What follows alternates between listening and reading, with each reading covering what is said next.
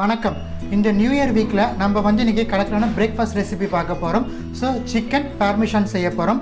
Chicken பார்மிஷான் செய்ய தேவையான பொருட்கள், நான் சிக்கனுடைய செஸ்ட் பகுதி எடுத்து கட் பண்ணி எடுத்து வச்சுருக்கேன். சைஸாக நீங்கள் வேணும்னா ஒரு முழு செஸ்டியை கூட நம்ம லைட்டாக நம்ம ஸ்லைஸ் பண்ணி கூட எடுத்துக்கலாம். நான் செஸ்ட்டை கட் பண்ணி எடுத்து வச்சுருக்கேன். செஸ்ட்டு மொத்தமாக சேர்த்திங்கன்னா இது 400 கிராம்ஸ் செஸ்ட்டு வரும். அதுக்கு பார்த்திங்கன்னா நல்லா ஒரு 5 போல் தக்காளி பழத்தை எடுத்திருக்கேன். நம்ம மெரினேரா சாஸ் ரெடி பண்ண போகிறோம். அதுக்கப்புறமா தான் நம்மளால் பெர்மிஷன் பண்ண முடியும். ஸோ மெரினேரா சாஸ் ரெடி பண்ணதுக்காக நான் இன்றைக்கி 5 நம்பர்ஸ் ஆஃப் டொமேட்டோஸ் எடுத்திருக்கேன். சாப்புடு ஆனியன் ஒரு நம்பர் ஃபுல்லாக எடுத்திருக்கேன். பெப்பர் 1.5 டீஸ்பூன் எடுத்திருக்கேன். லெமன் ஒரு பழம் எடுத்திருக்கேன். முட்டை ஒரு நம்பர் எடுத்திருக்கேன். மைதா ஆல் பர்பஸ் ஃப்ளார் இல்லைனா மைதா நம்ம 1/2 கப் போல் எடுத்துருக்கலாம். பிரெட் க்ரம்ஸ் நம்ம தேவைக்கேற்ப எடுத்துக்கலாம். மொசரல்லா சீஸ் நம்ம கிரேட் பண்ணி நம்ம போட போகிறோம். ஸோ அதனால் தேவைக்கேற்ப நம்ம கிரேட் பண்ணி போட்டுக்கலாம்.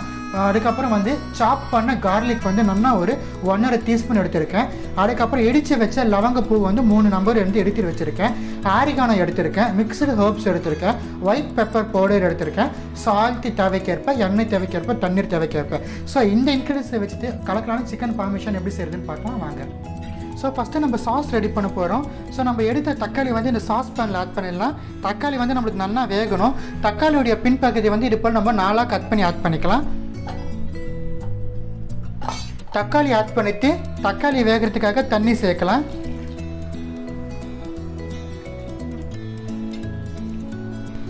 தக்காளி ஆட் பண்ணிவிட்டு நம்ம தண்ணி சேர்த்துட்டு அடுப்பை பற்றி வச்சுட்டோம். தக்காளி நம்மளுக்கு நல்லா வேகட்டும். தக்காளி வந்ததுக்கு அப்புறமா நம்ம ஃபர்தர் ப்ராசஸை பார்க்கலாம். ஸோ பாருங்கள், நம்மளுக்கு பாத்ரூம் பபுள் வர ஆரம்பிச்சிருச்சு. இப்போ தக்காளி நல்லா வேகட்டும். இந்த மீன் வயல் நம்ம சிக்கனை மேரினேட் பண்ணிடலாம். ஸோ நம்ம எடுத்து இந்த சிக்கனில் பெப்பர் நம்ம ஆட் பண்ணிடலாம். சிக்கனுக்கு வெறும் பெப்பருடைய காரம் தான் இருக்கணும்.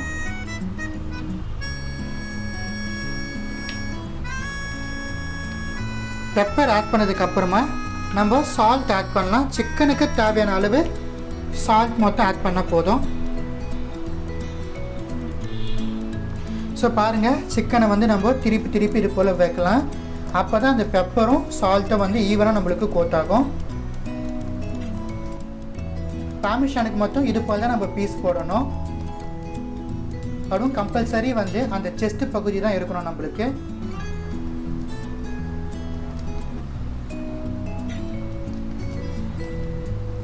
ஸோ எல்லா சிக்கன்லையுமே அந்த சால்ட்டும் பெப்பரும் ஈவனாக கோட் ஆகுதா நம்ம செக் பண்ணிக்கலாம்.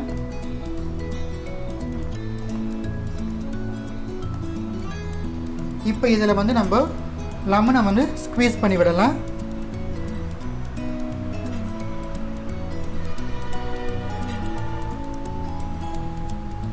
ஸோ லெமனை ஸ்க்வீஸ் பண்ணி வச்சுட்டு அகைன் நம்ம சிக்கனை எல்லாத்தையுமே ஒன்ஸுக்கு 2 தடவை நம்ம திருப்பி போட்டுடலாம்.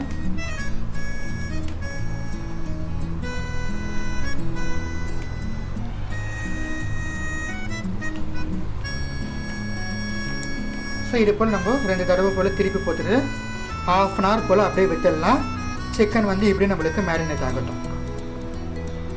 ஸோ 5 minutes போல் ஆகிடுச்சு. சிக்கன் நல்லா வெந்துடுச்சு. சிக்கனுங்கிறோம் பாருங்கள், தக்காளி நம்மளுக்கு நல்லா வெந்துடுச்சு. இப்போ இந்த தக்காளியை நம்ம பீல் பண்ணிவிட்டு ரூம் டெம்பரேச்சர் வந்ததுக்கப்புறமா அரைச்சிடலாம். ஸோ நம்ம பாருங்கள், வேக வச்சு எடுத்த டொமேட்டோஸ் பீல் பண்ணி மிக்சர் ஜாரில் ட்ரான்ஸ்ஃபர் பண்ணிட்டேன். இதை நம்ம நல்லா பிளெண்ட் பண்ணி எடுத்துடலாம். டொமேட்டோஸ் நல்லா பிளெண்ட் பண்ணி எடுத்துட்டேன். இப்போ வாங்க நம்ம மெரினேரா சாஸ் நம்ம செய்ய ஆரம்பிச்சிடலாம். ஸோ பாருங்கள், அதே சாஸ் பேனில் கொஞ்சமாக ஆயில் சேர்த்துருக்கேன்.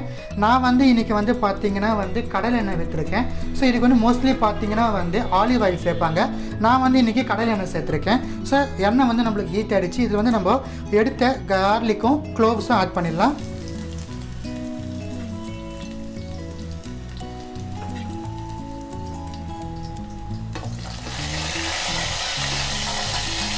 மிதமான தீயில் வச்சுக்கணும், ஹை ஃப்ளேம் வைக்கக்கூடாது. இப்போ நம்ம சாப் பண்ணி எடுத்த ஆனியன் ஆட் பண்ணலாம். நல்லா சாத்தே பண்ணிக்கலாம். ரொம்ப வதங்க விட்டுறக்கூடாது. நம்மளுக்கு சாத்தே ஆனால் போதாது, லைட்டாக நிறம் மாதிரி வந்தால் போதும் மிதமான தீயிலேயே.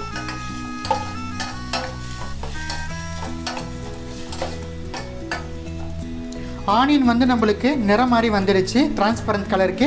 இப்போ நம்ம சாஸுக்கு தேவையான அளவு சால்ட் ஆட் பண்ணிக்கலாம்.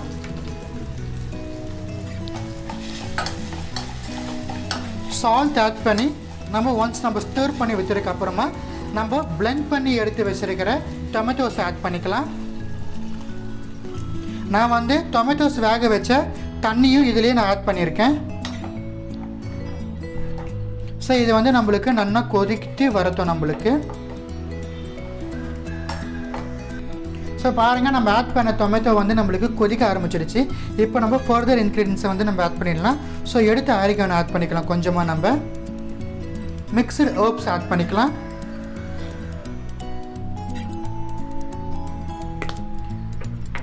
ஃபைனலாக நம்ம ஒயிட் பெப்பர் பவுடர் ஆட் பண்ணிக்கலாம்.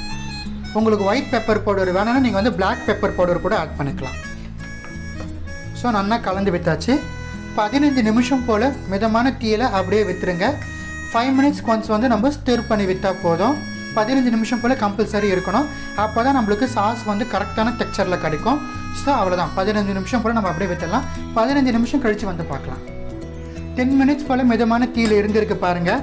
நம்மளுக்கு திக்காகிருக்கு, இன்னும் கூட திக்காகணும். ஸோ இன்னும் ஒரு 5 மினிட்ஸ் போல் இருந்தால் நம்மளுக்கு கரெக்டாக நம்மளுக்கு சாஸ் வந்து டெக்ஸ்சர் கிடச்சிடும். இந்த மீன் வெயில் வந்து நம்ம சிக்கனை வந்து நம்ம டோஸ்ட் பண்ணி எடுக்கலாம் தவாவில். ஸோ பாருங்கள், நான் வந்து இங்கே ஆல் பர்பஸ் ஃப்ளார் எடுத்து வச்சுருக்கேன், பிரெட் க்ரம்ஸ் எடுத்து வச்சுருக்கேன், நம்ம எடுத்த எக்கை வந்து உடச்சி ஊற்றி வச்சுருக்கேன், நம்ம எடுத்த மொசரல்லா சீஸில் வந்து சும்மா ஒரு 1.5 டீஸ்பூன் போல் திருவி எடுத்து வச்சுருக்கேன். ஸோ பிளாக் பெப்பர் பவுடர் வந்து 1/2 டீஸ்பூன் எடுத்து வச்சுருக்கேன். இதை வந்து நம்ம மைதாவில் மிக்ஸ் பண்ணிடலாம். பெப்பரை மிக்ஸ் பண்ணிட்டோம். இப்போ நம்ம சீஸ் எடுத்து பிரெட் க்ரம்ஸில் வந்து நம்ம ஆட் பண்ணிக்கலாம். ஜஸ்ட்டு பாருங்கள், ஒரு 1.5 டீஸ்பூன் போல் தான் நான் சீஸ் எடுத்திருக்கேன். இதை வந்து நம்ம பிரெட் க்ரம்ஸில் வந்து மிக்ஸ் பண்ணி விட்டுடலாம். ஸோ பாருங்கள், இப்போ நம்ம சிக்கன் எடுத்துடலாம்.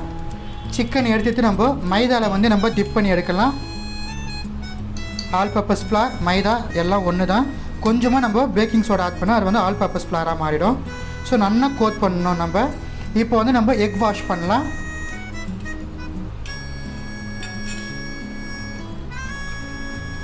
ஸோ பாருங்கள், சிக்கனை வந்து நம்ம எக் வாஷ் பண்ணியாச்சு.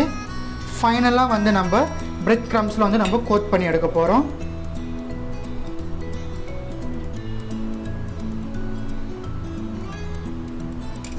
ஸோ நல்லா கோட் பண்ணுங்கள் பிரெட் க்ரம்ஸில்.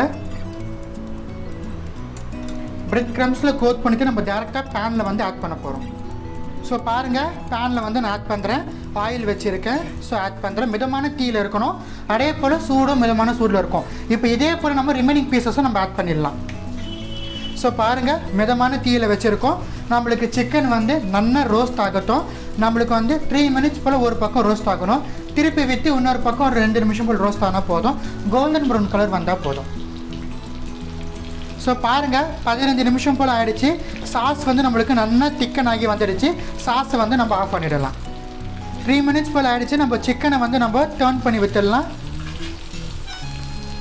ஸோ இது போல் நம்மளுக்கு கோல்டன் ப்ரௌன் கலர் இருந்தால் போதும். கிறிஸ்பியாகவும் இருக்கிறோம். அதே நேரத்தில் மிதமான தீயில் தான் வேக வைக்கணும் சிக்கனை. சிக்கன் எல்லாமே திருப்பி போட்டோம். 2 நிமிஷம் போல் திருப்பி போட்டதுக்கப்புறம் மிதமான தீயில் வெந்தால் போதும். அதுக்கப்புறம் நம்ம அசம்பிள் பண்ணி அவனில் செட் பண்ணிடலாம். ஸோ 2 மினிட்ஸ் போல் ஆகிடுச்சு. நம்ம சிக்கனை எடுத்துடலாம். இப்போ வந்து நம்ம பார்மிஜியானுக்காக நம்ம அரேஞ்ச் பண்ண ஆரம்பிச்சிடலாம். சாஸையும் சிக்கனையும் சீஸையும் வச்சுட்டு. ஸோ பாருங்கள், அவனில் வைக்கிறதுக்காக ஹீட் ரெசிஸ்டிங் பிளேட் எடுத்துருக்கேன் நான் பேனு. இதில் வந்து நம்ம ரெடி பண்ண சாஸ் வந்து நம்ம ஆட் பண்ணலாம்.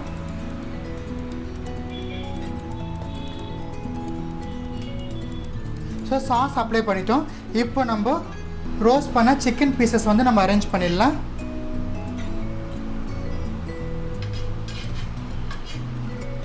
ரொம்ப ஒரு கலக்கலான பிரேக்ஃபாஸ்ட் இது நம்மளுக்கு நியூ இயருக்கு. பார்மிஜியான்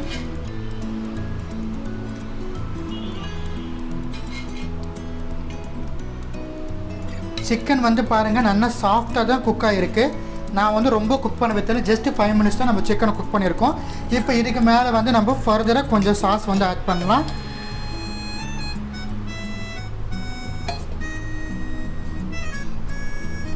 ஸோ ரொம்ப ஆட் பண்ண தேவையில்ல, ஜஸ்ட் லைட்டாக ஆட் பண்ண மட்டும் போதும் சாஸ். ஸோ இப்போ வந்து நம்ம சீஸை வந்து ஈவனாக கிரேட் பண்ணி விடலாம். நம்ம உங்களுக்கு எவ்வளோ சீஸ் பிடிக்குமோ அவ்வளோ நீங்கள் ஆட் பண்ணிக்கலாம். இதுக்கு வந்து ரெஸ்ட்ரிக்ஷன் எதுவும் கிடையாது, இவ்வளோ தான் ஆட் பண்ணணும்னு. உங்களுக்கு சீஸ் பிடிக்காதுன்னா கொஞ்சமாக விடலாம், இல்லைன்னா சீஸே கூட விடாமல் நீங்கள் வைக்கலாம். ஸோ பாருங்கள் சிக்கன் பார்மேசன் வந்து நம்ம செட் பண்ணிட்டோம். இப்போ வந்து நம்ம அவனில் செட் பண்ண போகிறோம். நான் வந்து அவனை வந்து இன்றைக்கி 180 டிகிரி செல்சியஸில் வந்து 10 மினிட்ஸ் போல் ப்ரீ ஹீட் பண்ணியிருக்கேன். ஸோ இதை எடுத்து நம்ம அவனில் செட் பண்ணிடலாம்.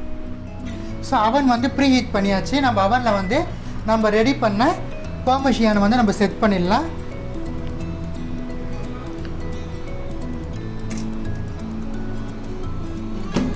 பார்மேசனை செட் பண்ணிவிட்டு 170 டிகிரி செல்சியஸில்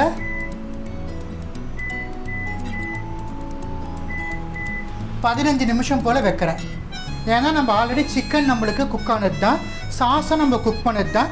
இருந்தாலும் அதை மூணுமே வந்து சீஸோடு சேர்த்து நம்மளுக்கு செட் ஆகணுங்கிறதுக்காக வேண்டி 15 நிமிஷம் போல் வைக்கிறேன். ஸோ 15 நிமிஷம் கழித்து நம்மளுக்கு வந்து சிக்கன் பார்மேசன் ரெடி ஆகிடும். நம்ம வெளியே எடுத்துடலாம். ஸோ பாருங்கள் சிக்கன் பார்மேசன் வந்து நம்ம 15 மினிட்ஸ் போல் அவனில் பேக் பண்ண வச்சுட்டு இருந்தோம். ஸோ அவன் வந்து எந்த ஆகிடுச்சு நம்ம ஓப்பன் பண்ணி பார்த்துடலாம்.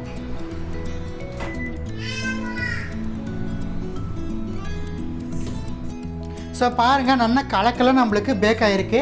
சிக்கன் வந்து நல்லா ஜூஸியாக நம்மளுக்கு இருக்குது. இந்த கலக்கலான சிக்கன் பார்மேசன் வந்து நம்ம இந்த நியூ இயருக்கு பிரேக்ஃபாஸ்ட்டாக சாப்பிட்றதுக்கு அவ்வளோ ஒரு ஆப்டான ரெசிபி. இந்த ரெசிபி உங்கள் வீட்டில் ட்ரை பண்ணி பார்த்து எப்படி இருந்துச்சு எனக்கு கமெண்ட் செக்ஷனில் சொல்லுங்கள். வேறு ஏதாச்சும் ரெசிபிஸ் வேணும்னா கமெண்ட் செக்ஷனில் கேளுங்கள். கட்டாயமாக உங்களுக்காகவே நான் போஸ்ட் பண்ணுறேன். அனைவருக்கும் ஹாப்பி நியூ இயர். நன்றி, வணக்கம்.